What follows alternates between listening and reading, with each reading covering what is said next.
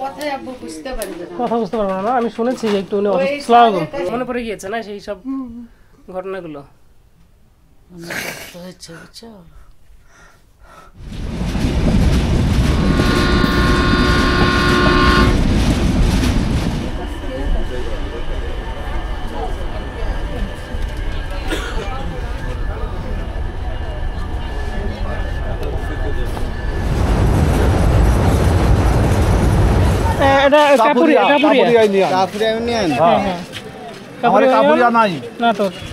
ওনার নাম হচ্ছে সোলাইমান, বাবার নাম হচ্ছে আব্দুল হাই।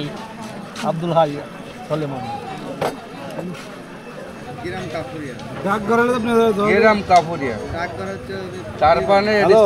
যত সম্ভব চর পাড়ার দিক হবে। আমি আছি জানলাম আজকে একটু পরে গেলে হবে নিন।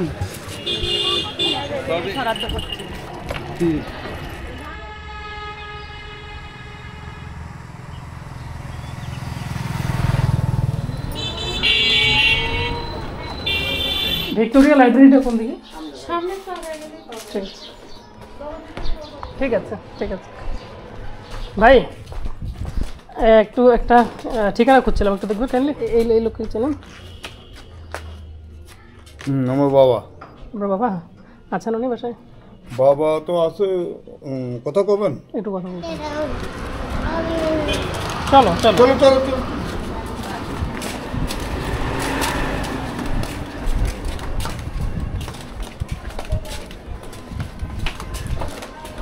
মা মা এখানে থাকে ভাড়া, আমি থাকি খাসের জায়গা। আপনাদের এটা কি ভাড়া থাকে? নিজেদের বাড়ি কোন কোথায়? না, যে গলির গেলেন ওই গলির শেষ মতো থাকে ডেনের বাড়িটা, এটা খাসের জায়গা। আচ্ছা, খাসের জায়গা। হ্যাঁ, খাসের জায়গার থাকি। আমি মুক্তিযোদ্ধা সংসদে এখন কর্মরত, কিন্তু কোনো বেতন আদি হয়নি।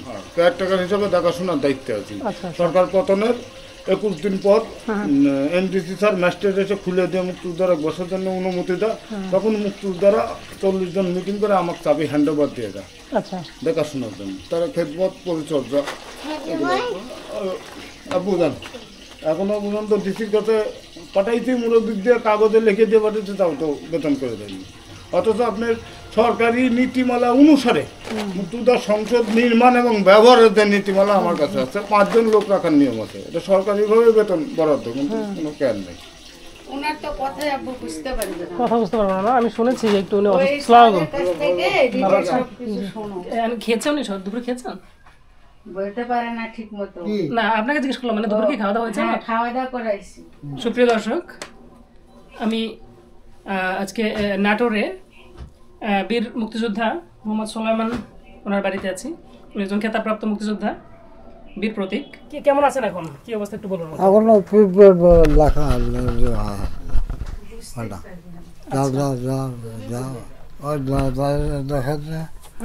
ওখানে আছে। আচ্ছা আচ্ছা, ঠিক আছে ঠিক আছে। আপনি কথা বলতে একটু সমস্যা হচ্ছে। কখন স্ট্রোক করেছেন বোধ হয়? না, 12 বার। আমি আপনার কথা বুঝবো, সমস্যা নেই, আপনি বলুন, আস্তে আস্তে আস্তে করে বলুন। হ্যাঁ, আপনার এখানকার স্থানীয়, নাটোরের স্থানীয় না? নাটোরেই জন্ম। আচ্ছা, তারপরে কিভাবে মুক্তিযুদ্ধে প্রথম অংশগ্রহণ করলেন একটু বলতে পারবেন আমাকে? এটা গল্পটা মনে নাই, ঠিক মনে নাই।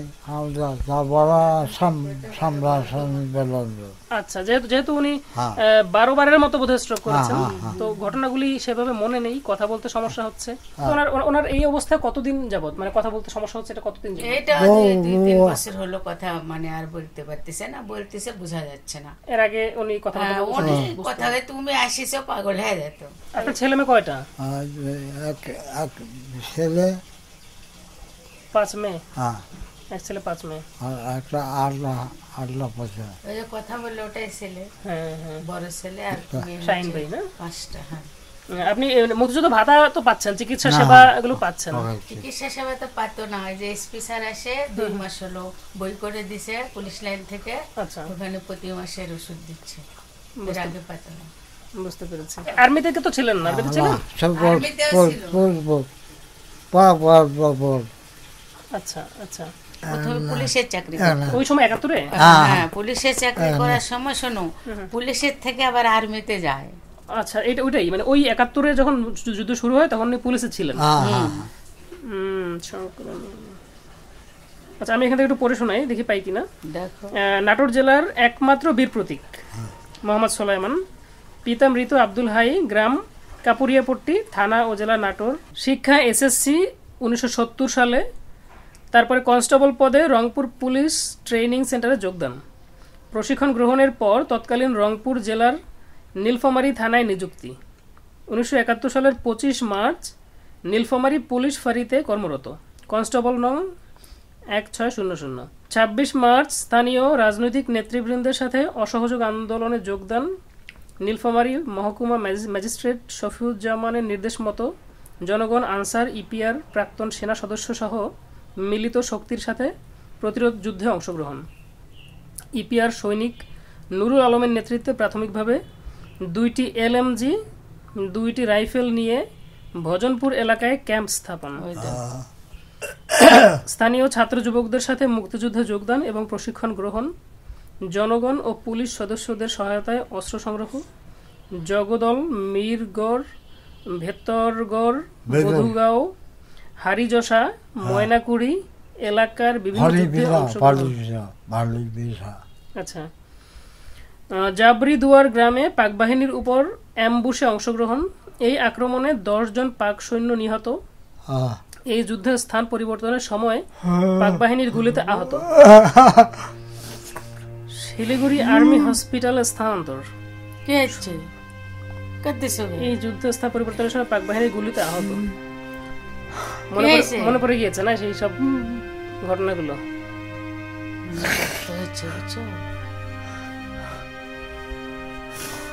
এত লোক মারিছে, আব্বু পাগল হয়ে যাবে শুনলে, এত লোক মারিছে।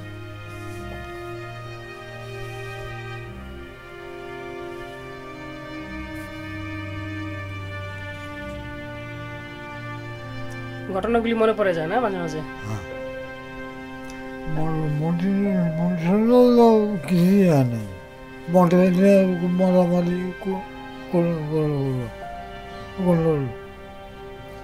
আপনার গুলি লেগেছিল কোথায় শরীরে? হাতে হাতে। Subsector commander captain Shahriar Rashid খানের নেতৃত্বে বিভিন্ন যুদ্ধে অংশগ্রহণ। মুক্তিযুদ্ধে অসামান্য কৃতিত্বের জন্য বাংলাদেশ সরকার কর্তৃক বীর প্রতীক খেতাবে ভূষিত। যুদ্ধাহত হওয়ার কারণে স্বাধীনতার পর পুনরায় কর্মস্থলে যোগদান থেকে বিরত। মুক্তিযুদ্ধে যোগদানের কারণে পাক বাহিনী কর্তৃক পিতা ভাই শারীরিকভাবে নির্যাতিত। আপনারা কয় ভাই বোন? ওনার ভাই একজন, বড়টাও মুক্তিযোদ্ধা। কয় ভাই বোন ছিলেন ওনারা? আরেক ভাই মারা গেছে, ওটাও মোট কয় ভাই বোন ছিলেন? ওনারা হচ্ছে 4 ভাই 4 বোন। 4 ভাই, কিন্তু দুই ভাই মুক্তিযোদ্ধা, 3 ভাই, চাচাতো একটা ভাই আর ওরা 2 ভাই। আচ্ছা আচ্ছা।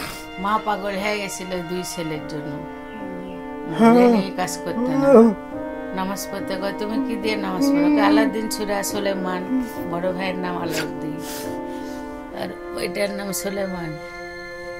আর আরেক ভাই মুক্তিযুদ্ধ, ওনার নাম টগর। অনেক মানুষে মারি ফেলাই দিয়েছে পাবনা। আমি কখনোই, আমি যখন আসছিলাম তখন এটা আশা করিনি। একজন খেতাবপ্রাপ্ত মুক্তিযোদ্ধা, আমি আশা করেছিলাম ওনার একটা বাড়ি থাকবে, একটা ভালো একটা বাড়ি থাকবে এবং একটা ভালো একটা অবস্থায় আমি দেখতে পাবো, এরকমটা আশা করেছিলাম। কিন্তু এসে আমি দেখলাম একটা ভাড়া বাড়িতে আছেন এবং একতলা খুব জীর্ণ শীর্ণ একটা বাড়িতে আছেন উনি। এটা আমি আশা করিনি। এটা একজন খেতাবপ্রাপ্ত বীর প্রতীক মুক্তিযোদ্ধা, ওনার আরো ভালো কিছু করার দরকার ছিল আমাদের পক্ষ থেকে, দেশের পক্ষ থেকে।